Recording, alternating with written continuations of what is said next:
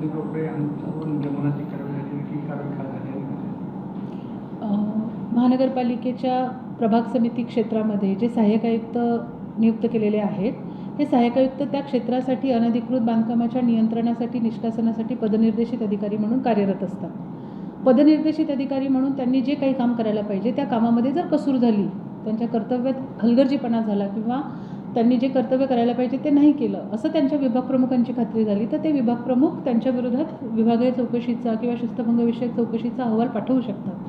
तसं या प्रकरणामध्ये प्रभाग समिती अ मध्ये अनधिकृत बांधकामांसंदर्भात बऱ्याच तक्रारी माननीय आयुक्त महोदयांच्या स्तरावर, उपायुक्त महोदयांच्या स्तरावर, अतिरिक्त आयुक्त महोदयांच्या स्तरावरती प्राप्त झाल्या होत्या आणि त्या सर्व तक्रारींच्या अनुषंगाने उपायुक्त अनधिकृत बांधकामे आणि निष्कासन श्री अवधूत तावडेजी यांनी त्यांच्या विरोधातला एक कारवाईचा प्रस्ताव सामान्य प्रशासन विभागाकडे माननीय उपायुक्त बोडसे साहेब यांच्यामार्फत पाठवला होता. त्याच्यामध्ये कर्तव्यात कसूर केल्याबद्दल त्यांच्यावरती निलंबनाची कारवाई प्रस्तावित करण्यात आली होती. त्या शिफारशीनुसार माननीय आयुक्त महोदयाने त्यांना मान्यता दिली. त्यानुसार सामान्य प्रशासन विभागाने निलंबनाची कारवाई पूर्ण केलेली आहे.